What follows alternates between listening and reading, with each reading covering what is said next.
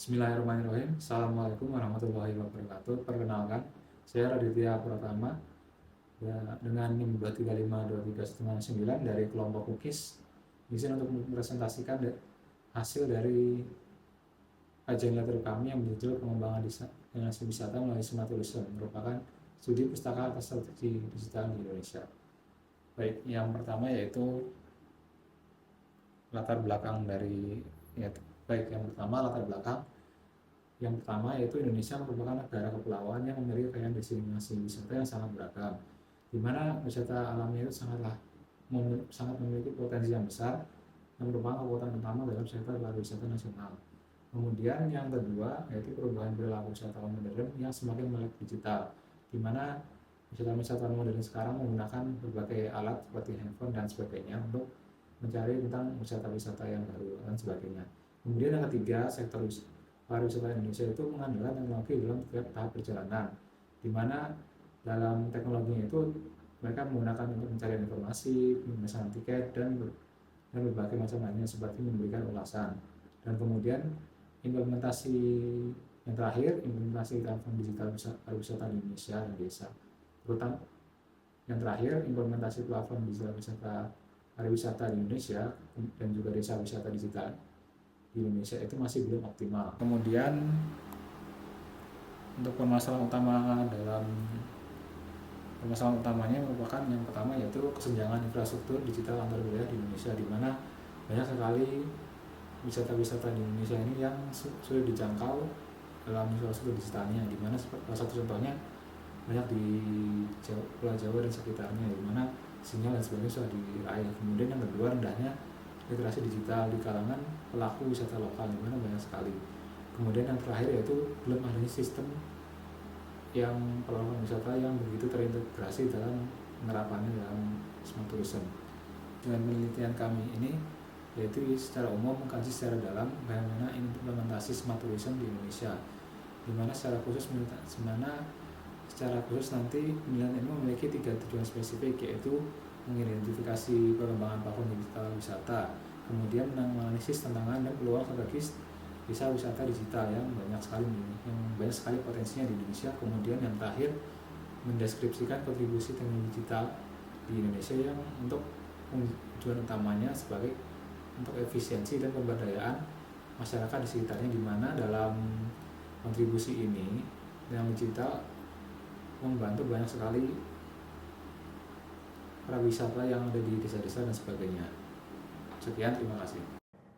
Baik, sebelumnya, Assalamualaikum warahmatullahi wabarakatuh. Perkenalkan, nama saya Anidia Yonabila dengan NIM 235232268 akan menjelaskan slide 5 hingga 8. Kemudian landasan konsep. Apa itu smart tourism? Dari definisi, tujuan, hingga contoh smart tourism. Pertama, definisi smart tourism sendiri adalah konsep destinasi wisata yang memanfaatkan teknologi digital untuk meningkatkan kualitas pengalaman dari pariwisatawan, efisiensi pengelolaan destinasi, hingga keberlanjutan sosial, ekonomi, dan lingkungan. Konsep ini merupakan turunan dari Smart City yang fokusnya pada sektor pariwisata. Selanjutnya, tujuan dari Smart Tourism sendiri adalah menyangkut teknologi informasi seperti IoT, Big Data, Mobile App, Augmented Reality atau AR, kemudian blockchain, untuk menciptakan ekosistem layanan pariwisata yang secara real-time, interaktif, dan personal. Selanjutnya, contoh penerapan dari smart tourism itu sendiri adalah strategi promosi destinasi wisata yang menggunakan teknologi virtual reality yang memungkinkan para wisatawan dapat merasakan destinasi wisata secara virtual belum berkunjung. Selanjutnya, metodologi penelitian. Penelitian ini menggunakan pendekatan kualitatif deskriptif dengan menggunakan studi pustaka atau literatur review. Pendekatan ini dipilih karena sesuai dengan untuk mengkaji fenomena implementasi smart tourism melalui pemanfaatan digital platform dan pengembangan desa wisata digital berdasarkan sumber literatur yang telah terpublikasi secara ilmiah. Kemudian objek kajian dalam penelitian ini adalah dokumen-dokumen ilmiah yang membahas secara langsung implementasi smart tourism. penggunaan platform digital, pariwisata, serta transformasi desa wisata dari ke arah digitalisasi. Tahapan analisis dimulai dengan identifikasi literatur yang relevan, yaitu dengan menyaring sumber secara langsung membahas topik digitalisasi pariwisata, baik dari aspek kebijakan teknologi maupun praktik implementasi di lapangan. Selanjutnya, hasil implementasi platform digital di Indonesia. Pada literatur yang kami kaji, menunjukkan bahwa VR dimanfaatkan secara strategis untuk mempromosikan destinasi wisata secara virtual, memungkinkan para pengunjung merasakan pengalaman insentif tanpa harus hadir secara fisik. Hal ini sangat relevan di era pasca pandemi, di mana kontak fisik diminimalkan dan wisatawan dapat mencari kepastian sebelum berkunjung. Contohnya, pada penerapan tur virtual, tur Candi Borobudur. Kemudian, penerapan blockchain teknologi dapat mendukung ekosistem bioekonomi pada wilayah kepulauan seperti wilayah Kepulauan Seribu. Contohnya, sertifikasi ekowisata bahari dan aplikasi interaktif dengan integrasi pada aplikasi Wonderful Indonesia. Pada slide ini membahas hasil strategi digital pada desa wisata digital. Kusumatuti dan kawan-kawan dalam penelitiannya menekankan bahwa pentingnya menggabungkan kearifan lokal dengan kompetensi digital dalam menciptakan post-smart tourism village. Pendekatan ini menyeimbangkan teknologi dan nilai-nilai budaya dan kelestarian lingkungan dan dapat menciptakan daya tarik autentik dan tidak tergantikan bagi wisatawan. Penggunaan media digital untuk mempromosikan acara, budaya, pengelolaan homestay secara daring, hingga integrasi sistem reservasi berbasis aplikasi lokal merupakan bentuk nyata digitalisasi yang memperkuat desa wisata. Di sisi lain, peneliti ini menggarisbawahi tantangan rendahnya literasi digital masyarakat lokal yang menghambat pemanfaatan maksimal dari teknologi yang tersedia. Baik, Assalamualaikum warahmatullahi wabarakatuh. Perkenalkan, nama saya Nathan Maulana Ahmadi. Di sini saya akan melanjutkan presentasi dari slide-slide sebelumnya. Baik, di sini kita masuk ke hasil tantangan transformasi digital yang berkaitan dengan tentunya smart tourism. Nah, di sini kami membahaskan ada tiga, yaitu infrastruktur, sumber daya manusia, dan kolaborasi. Nah, di infrastruktur itu yang seperti kita tahu teknologinya belum merata ya di seluruh wilayah itu. Bahkan kita nggak usah ngomongin smart tourism, di tourism aja gitu, di pariwisata biasa itu kalau misalnya kita pergi ke kota besar sama ke wisata yang dari kota kecil atau bahkan daerah terpencil gitu, kita bisa lihat gitu perbedaan fasilitasnya. Mungkin yang paling dasar mungkin kayak tempat sampah mungkin. Kalau misalnya kita pergi ke tempat wisata yang udah di kota besar, yang tempat manajemen wisatanya bagus gitu, kita mungkin bisa, oh tempat sampahnya rapi, tertata, fasilitasnya lengkap, terus secara petunjuk jalan ke sana itu juga kayak runut dari sini ke sini itu jelas gitu. Nah, kalau misalnya ya kalau misalnya kita bandingin sama yang mungkin belum teredukasi ya gitu di kota-kota di daerah-daerah terpencil gitu eh, dari segi wisata yang tradisional aja itu udah kayak lumayan ketinggalan gitu. Apalagi kalau kita mau ngomongin naik ke tingkat yang teknologinya di smart tourismnya. Terus yang kedua itu adalah sumber daya manusianya pastinya karena yang pasti ngelolanya itu manusianya. Nah, di sini kami jelasin itu ada resistensi terhadap adopsi teknologi baru dan minimnya partisipasi komunitas lokal. Kalau resistensi terhadap teknologi baru nih, ya seperti yang kita tahu, kalau misalnya ya kita bandingin dua tadi itu dari wisata di kota besar sama daerah-daerah yang masih terpencil itu, mungkin kalau kita di kota besar mungkin ya enak itu udah ada webnya, terus informasinya terstruktur, mau pergi ke sini tuh bahkan mungkin jalan utamanya ada satu, terus jalan alternatifnya ada satu lagi. Jadi nggak cuman jalan utama doang gitu akses kita ke wisata tersebut. Nah, bisa jadi mereka bahkan udah mungkin punya web atau mungkin udah punya saluran media tersendiri. Nah, beda kalau misalnya kita mungkin mau bahasnya ke daerah wisata yang terpencil. Bahkan mereka aja mungkin web aja mungkin belum tahu gitu kalau misalnya daerah wisata mereka tuh bisa mereka upload gitu ke web untuk biar orang dari luar-luar pulau itu bisa lebih menjangkau daerah wisata mereka. Nah, dari situ aja kita dari web aja kita udah bisa lihat gitu perbedaannya. Apalagi kalau misalnya kita mau pakai konsep smart tourism, naik ke VR, ke virtual reality, terus kita mau naik lagi gitu ke blockchain. Nah, itu masih kebayang lah gitu kita resistensi atau blok eh, tembok tingginya antara eh, orang-orang tadi yang punya resistensi gitu. Terus untuk minimal partisipasi komunitas lokal ini itu ya seperti yang eh, teknologi tadi ya, kita harus sering-sering kita nggak cuma kayak nerapin teknologi, kita juga harus edukasi gitu pentingnya kenapa kita harus pakai proses virtual itu tuh begini begini begini gitu, harus ada harus gitu lah biar orang kayak paham, oh maksudnya tuh begini ya kalau misalnya kita pakai itu, oh mungkin kalau misalnya kita dari komunitas lokal apalagi ya orang-orang yang dekat tinggal di wisata itu bisa, oke kita bisa ngebantu nih gitu dari sisi manusianya. Jadi dari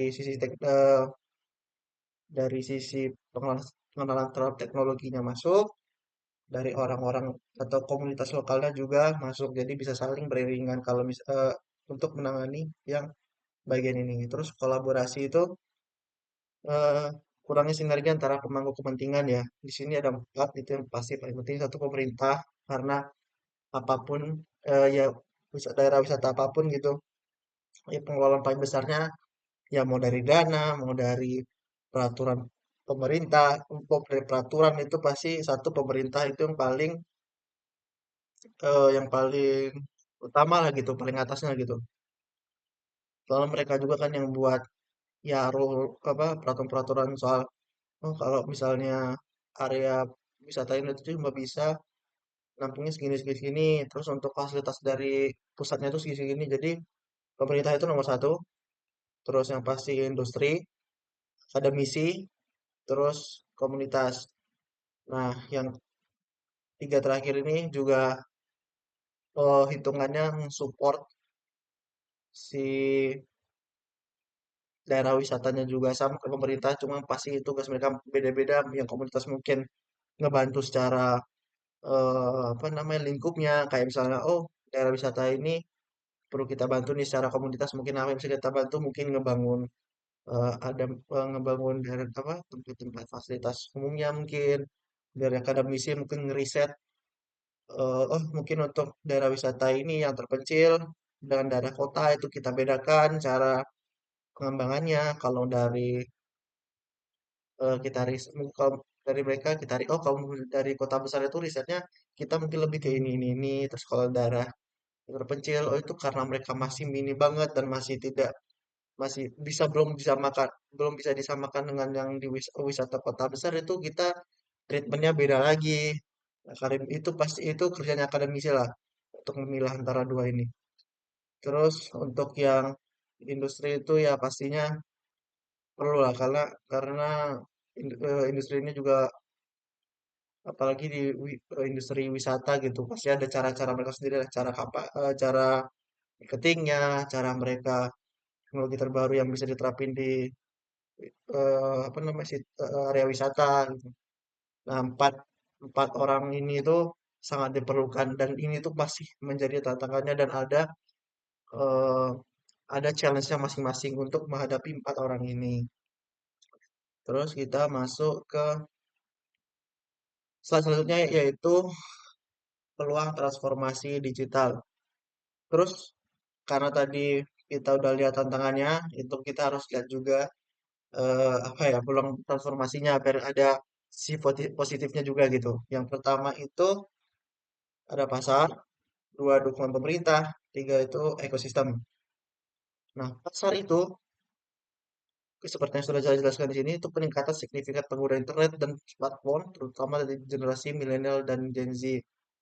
Nah, di dua dari target marketnya itu kami target dua itu milenial sama Gen Z. Kenapa? Karena ya pasti antara apa area-area umur mereka itu yang pasti seringnya kayak mau liburan dikit-dikit healing dikit-dikit healing gitu. Nah, dan mereka juga yang pasti paling masif dalam penggunaan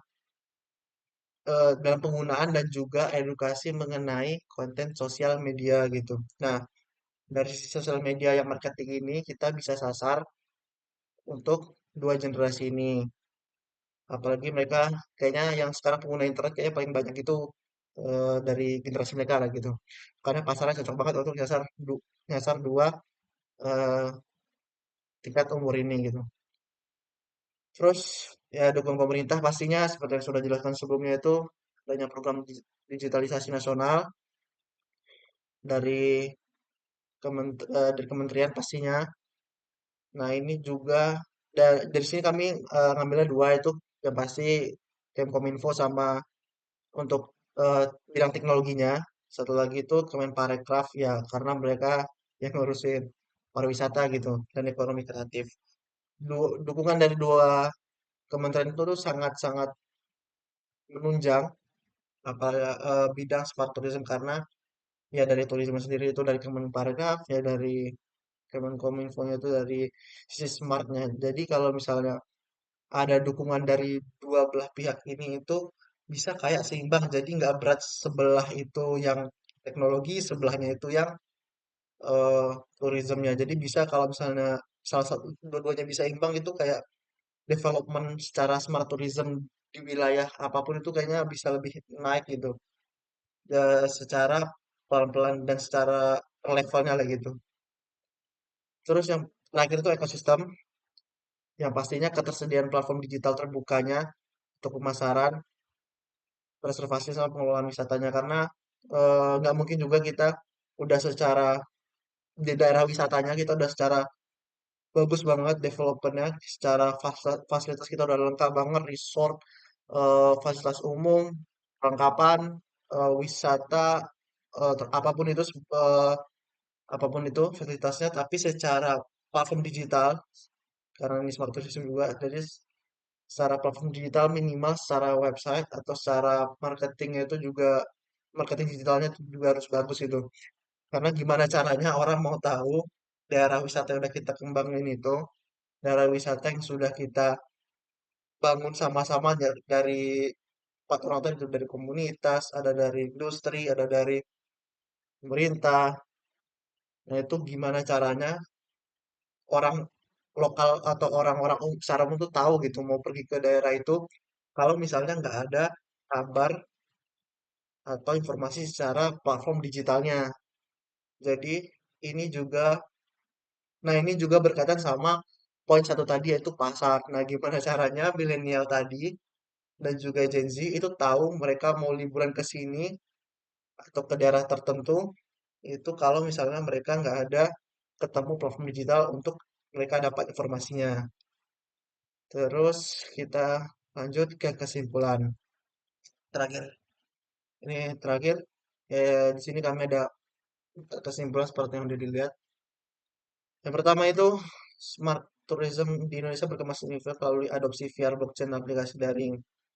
Seperti yang seperti yang sudah saya jelaskan dan juga setelah sebelumnya jelaskan itu, ini harus ada bantuannya, sangat-sangat ada bantuannya dari empat orang tadi, empat penanggung jawab, empat pilar itu, empat stakeholder itu harus bisa biar poin pertama ini bisa diterapin secara teknologi dan juga secara komunitasnya tadi juga resistensi terhadap teknologinya juga kecilnya komunitas dalam membantu gitu. Jadi ini harus secara seimbang lah gitu untuk biar bisa smart tourism di Indonesia itu pakai ngadopsi teknologi-teknologi yang canggih lah gitu. Yang pastinya ini bukan cuman eh, untuk desa wisatanya tapi juga sebagai kita orang yang mau wisata ke daerah tersebut itu untuk mudah gitu ngelihat karena kita nggak mungkin kayak misalnya mau liburan ke satu tempat kita harus datangi sesuatu kita udah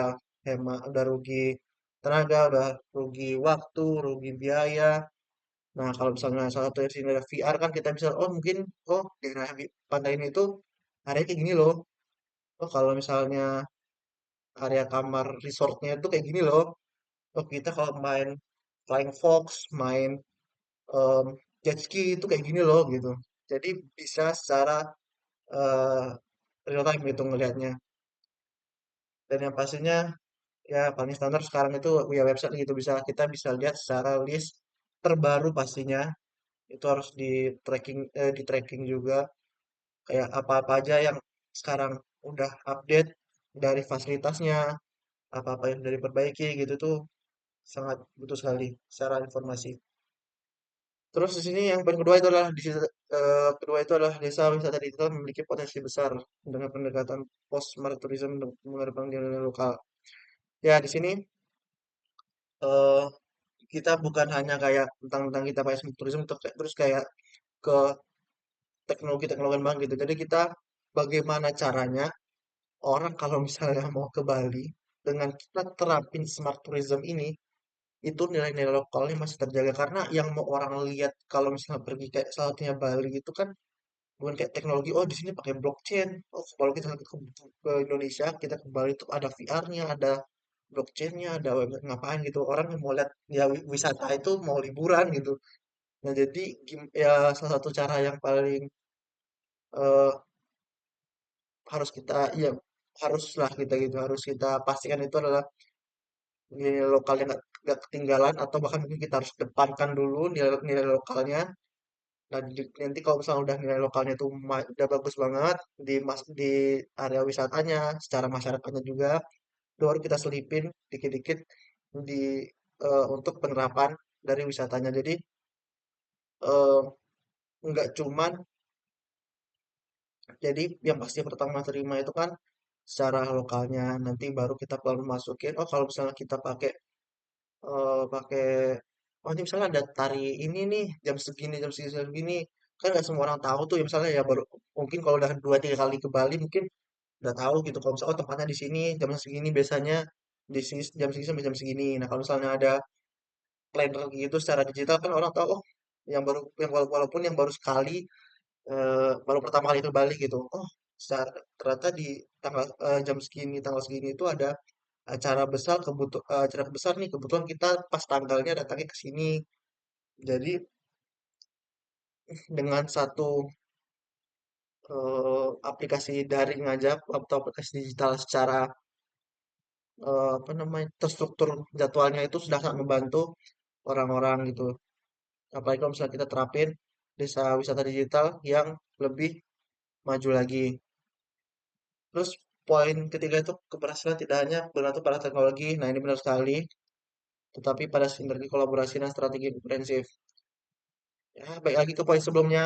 Kalau misalnya desa wisata digital itu bukan hanya tentang penerapan teknologi, tapi juga kolaborasi dari setiap pemangku kepentingannya, mau itu dari komunitas, mau dari itu pemerintah, industri, mau itu tingkatnya dari kementerian, mau itu tingkatnya dari masyarakat lokal yang tinggal di sana dan komunitas, itu harus sama-sama sinergi satu tujuan dan kolaborasinya itu jalan, komunikasinya juga nggak ada kesalahpahaman, itu baru bisa terjadi development si smart tourismnya.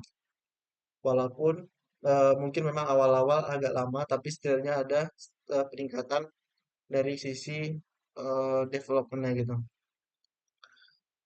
Nah, poin yang keempat itu adalah kunci utama yaitu kolaborasi efektif antara semua stakeholder dan untuk menciptakan ekosistem pariwisata digital yang inklusif, berkelanjutan, adaptif. Nah, sama lagi seperti saya sudah jelaskan di poin ketiga tadi, untuk kolaborasi yang efektif dari semua stakeholder dan juga eh, stakeholder stakeholder tadi ada 4 untuk menciptakan sistem pariwisata digital karena nggak mungkin yang kerja cuma pemerintah doang komunitasnya diam-diam aja seperti sudah yang kayak kita jelasin tadi itu ada pemerintah, industri, terus akademisi, komunitas. Nah, empat orang ini itu harus kerja barengan, komunikasi secara efektif, terus secara visi misi harus satu, biar mereka punya satu tujuan yang sama, visinya jelas juga. Nah, biar nanti secara eh, tidak ada bentrok lah istilah gitu. Jadi mau mereka dari kementerian, mau mereka dari paling bawah itu dari masyarakat sekitar atau komunitas itu punya satu line visi misi yang sama gitu. Oke, mungkin itu aja dari kelompok kami Kukis. Mungkin jika ada salah pengucapan, lambatnya pengucapan pengucapan saya dan lainnya, saya minta maaf. Saya akhiri. Assalamualaikum warahmatullahi wabarakatuh.